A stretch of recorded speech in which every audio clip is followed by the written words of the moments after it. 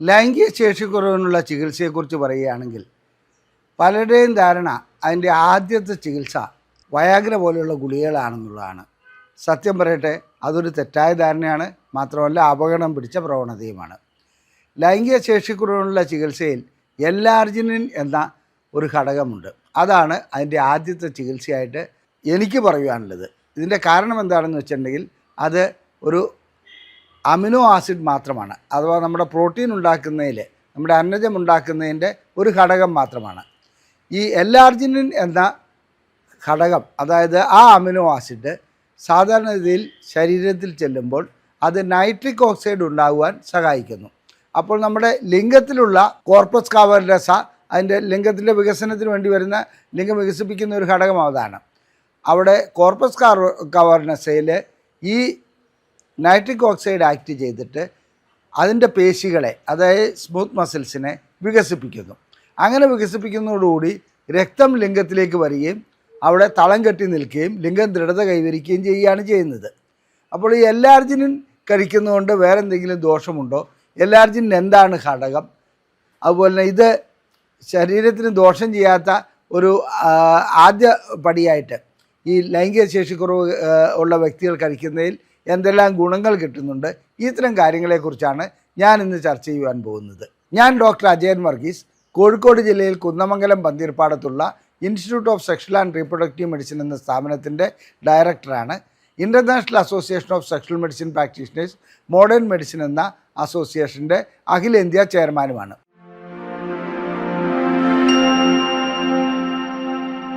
നമുക്ക് എല്ലാർജിനിലേക്ക് വരാം. ഇത് ഒരു സാധാരണ അന്നജത്തിൻ്റെ, അതായത് അമിനോ ആസിഡ്സ് മാത്രമാണ്. ആ അമിനോ ആസിഡ്, ഒട്ടനവധി അമിനോ ആസിഡ് കൂടിയിട്ടാണ് ഒരു പ്രോട്ടീൻ ഉണ്ടാകുന്നത്. അങ്ങനെ അതിൽ പ്രധാനപ്പെട്ട ഒരു ഘടകം മാത്രമാണ് എല്ലാർജിൻ എന്ന് പറയുന്നത്. അത് നമുക്ക് ആഹാരത്തിൽ നിന്ന് ലഭിക്കുന്ന ഒന്നാണ്. അതല്ലാതെ തന്നെ അതിനെ മാത്രമായിട്ട് എക്സ്ട്രാക്ട് ചെയ്തിട്ട് ന്യൂട്രസ്യൂട്ടിക്കലായിട്ട്, മരുന്നായിട്ടല്ല ന്യൂട്രസ്യൂട്ടിക്കലായിട്ട് മാർക്കറ്റിൽ ലഭ്യവുമാണ്. ലൈംഗിക ശേഷിക്കുറവ് ഉണ്ടാകുന്ന ഒരു വ്യക്തിയെ സംബന്ധിച്ചിടത്തോളം അദ്ദേഹത്തിൻ്റെ ലിംഗത്തിൻ്റെ ഉദ്ധാരണം വേണ്ട രീതിയിൽ നടക്കാത്തതിൻ്റെ കാരണം സ്മൂത്ത് മസിൽസ്, അദ്ദേഹത്തിൻ്റെ അവിടെയുള്ള ലിംഗത്തിൻ്റെ അകത്തുള്ള കോർപ്പസ് കാവർനസത്തിനകത്തുള്ള പേശികൾ വികസിക്കുന്നില്ല എന്നുള്ളതാണ്. ഈ പേശികൾ വികസിക്കുന്നതോടുകൂടി ലിംഗത്തിലേക്ക് രക്തം ഇരച്ചു കയറുമെന്ന് ഞാൻ നേരത്തെ പറഞ്ഞു. അപ്പോൾ ആ പേശികൾ വികസിപ്പിക്കുന്നതിന് പ്രധാനപ്പെട്ട ഒരു ഘടകമാണ് എല്ലാർജിനിൻ. അതേസമയം ഇത് വയാഗ്ര പോലെയുള്ള ഗുളികകളും ഇതേ രീതിയിൽ തന്നെയാണ് പ്രവർത്തിക്കുന്നത്. എല്ലാർജിനിൻ പേശികൾ വികസിപ്പിക്കുകയും സൈക്ലിക് GMP എന്നതിൻ്റെ അളവ് കൂട്ടുകയും ചെയ്യുന്നു. ഈ സൈക്ലിക് GMP എന്നതിൻ്റെ അളവ് കൂട്ടുന്നതുകൊണ്ട്, ആ പേര് കേട്ടിട്ട് പേടിക്കേണ്ട, ലിംഗത്തിൻ്റെ അഥവാ രക്തത്തിനകത്തുള്ള ഒരു ഘടകമായിട്ട് മാത്രം അതിനെ കണക്കിലെടുത്താൽ മതി. ഇത് വികസിക്കുന്നതോടുകൂടി ലിംഗത്തിൻ്റെ അകത്തുള്ള രക്തക്കൊള്ളുകൾക്ക് വികസനമുണ്ടാകുന്നു, രക്തം ഉള്ളിലേക്ക് വരുന്നു, നല്ലവണ്ണം രക്തം വരികയും ചെയ്യും. എങ്ങനെയാണ് എല്ലാർജിനിൻ കഴിക്കേണ്ടത്? എവിടെ നിന്നാണ് ഇത് ലഭ്യമാകുന്നത്? അതുപോലെ തന്നെ ഏതെങ്കിലും ആഹാര പദാർത്ഥത്തിൽ കൂടി ലഭ്യമാകുമോ? ഇത്തരം കാര്യങ്ങളാണ് ഞാൻ നിങ്ങളോട് പറയുവാൻ പോകുന്നത്.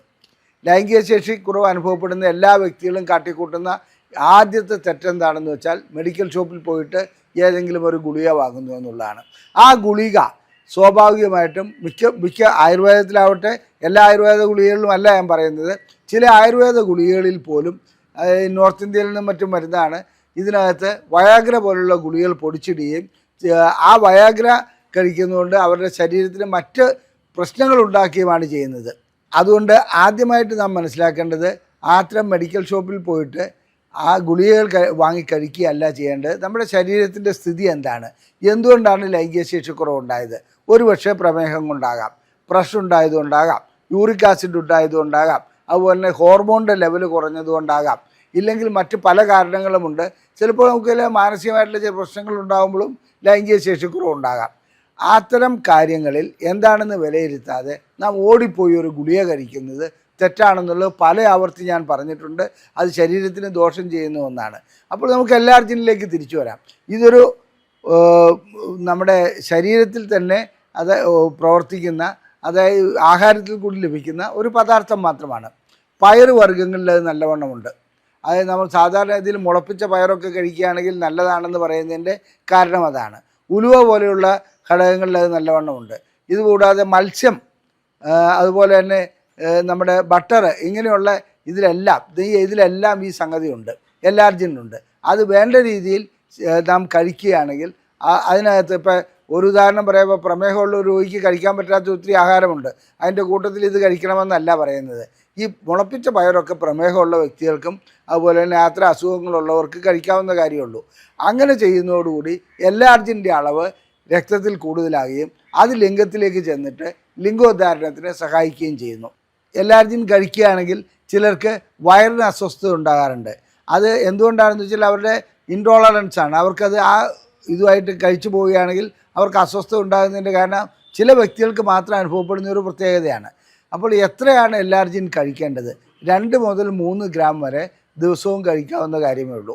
അതിന് മാർക്കറ്റിൽ ആ രീതിയിലുള്ള എല്ലാർജിൻ മാത്രമായിട്ടുള്ള ഗുളികകൾ ലഭ്യമാണ്. അതുപോലെ തന്നെ അത്തരം പൗഡർ ലഭ്യമാണ്. ചിലപ്പോൾ അത് സാഷയായിട്ട് വരാറുണ്ട്. അത് ഡോക്ടർമാർ സാധാരണ നൽകുന്നത് വെള്ളത്തിൽ കലക്കി കുടിക്കാൻ വേണ്ടിയിട്ട് നൽകാറുണ്ട്. അങ്ങനെ വെള്ളത്തിൽ കലക്കി അത് കുടിക്കുകയാണെങ്കിൽ തീർച്ചയായിട്ടും ഒരു 1-2 മാസം കഴിക്കുകയാണെങ്കിൽ നഷ്ടപ്പെട്ട ലൈംഗിക ശേഷി പലർക്കും വീണ്ടെടുക്കാൻ കഴിയുന്നുണ്ട്. വയാഗ്രയിലേക്കോ അതുപോലെയുള്ള ഗുളികകളിലേക്കോ പോകാതെ അവരുടെ ലൈംഗിക ശേഷി വീണ്ടെടുക്കാൻ കഴിയുന്നുണ്ട്. ഇത് ആർക്കൊക്കെ ഉപയോഗിക്കാം. ഡയബറ്റിക് ന്യൂറോപ്പതി ഉണ്ടെങ്കിൽ അത് ഉപയോഗിക്കാം, അതിന് ഗുണം ചെയ്യുന്നുണ്ട്. അതുപോലെ തന്നെ പ്രഷർ ഉള്ളവർക്കും പ്രമേഹം ഉള്ളവർക്കും അതുപോലെ തന്നെ മറ്റ് അസുഖങ്ങളുള്ള എല്ലാവർക്കും ഒരു പ്രശ്നവുമില്ലാതെ ഉപയോഗിക്കാൻ പറ്റുന്ന ഒന്നാണ്. ആ സമയത്ത് ചില വൈറൽ രോഗങ്ങളായ ഹെർപ്പിസ് പോലുള്ള അസുഖങ്ങളുള്ള വ്യക്തികൾ അത് ഉപയോഗിക്കുകയാണെങ്കിൽ ചിലപ്പോൾ അത് അധികരിക്കുന്നതായി കാണുകയും ചെയ്യാം. അതുകൊണ്ട് എല്ലാർജിൻ സാധാരണഗതിയിൽ എന്തുകൊണ്ടും സേഫായിട്ടുള്ള ഒരു ഘടകമാണ്. അത് മരുന്നായിട്ട് ഉപയോഗിക്കുന്നതുകൊണ്ട് മരുന്നല്ലെങ്കിൽ കൂടി മരുന്നിൻ്റെ സ്ഥാനത്ത് നിന്നിട്ട് അതിന് പ്രവർത്തിക്കുവാൻ കഴിയുന്നുണ്ട്. നഷ്ടപ്പെട്ട ലൈംഗികത വീണ്ടെടുക്കാൻ കഴിയുന്നുണ്ട്. ലഘുവായിട്ടുള്ള അതായത് തുടക്കത്തിൽ കാണപ്പെടുന്ന ലൈംഗിക ശേഷിക്കുറവിന് ഏറ്റവും അത്യുത്തമം എല്ലാർജിനിൻ തന്നെയാണ്. അത് ഏതൊക്കെ വ്യക്തികൾക്ക് ഉപയോഗിക്കാം? പ്രോസ്റ്റേറ്റിൻ്റെ പ്രശ്നങ്ങളുള്ളവർക്ക്, പ്രോസ്റ്റേറ്റ് സർജറി കഴിഞ്ഞവർക്ക് എല്ലാർജിൻ ഉപയോഗിക്കുന്നത് നല്ലതാണ്. അവരുടെ ലൈംഗിക ശേഷിക്കുറവ് ഒരു പരിധിവരെ മാറ്റം വരുത്തുവാൻ എല്ലാർജിന് കഴിയുന്നുണ്ട്. എല്ലാർജിൻ പരാജയപ്പെടുകയാണെങ്കിൽ നമുക്ക് മറ്റു ഗുളികകളിലേക്ക്, അതായത് വയാഗ്ര പോലെയുള്ള PD5 ഇൻഹിബിറ്റേഴ്സ് പോലെയുള്ള ഗുളികകളിലേക്ക് പോകാൻ കഴിയും. ആദ്യ ഡോസ് എന്ന ലെവലിൽ എല്ലാർജിൻ ഉപയോഗിക്കുന്നത് എന്തുകൊണ്ടും നല്ലത് തന്നെയാണ്. ഇനി പൈറോണിസ് ഡിസീസ് എന്ന് പറഞ്ഞ ഒരു അസുഖമുണ്ട്. അതായത് ലിംഗം വളഞ്ഞു പോകുന്ന ഒരവസ്ഥ. ഈ ലിംഗം വളഞ്ഞു പോകുന്ന ഒരവസ്ഥ ഉള്ള വ്യക്തികൾക്കും എല്ലാർജിൻ ഉപയോഗിക്കുകയാണെങ്കിൽ ഇത് പരിപൂർണമായി മാറുമെന്നല്ല പറയുന്നത്, ഒരു പരിധിവരെ അതിന് മാറ്റം വരുത്തുവാൻ കഴിയുന്നുണ്ട്. മാത്രമല്ല കൂടുതൽ വളവ് ഉണ്ടാകാതിരിക്കുവാൻ അത് സഹായിക്കുകയും ചെയ്യും.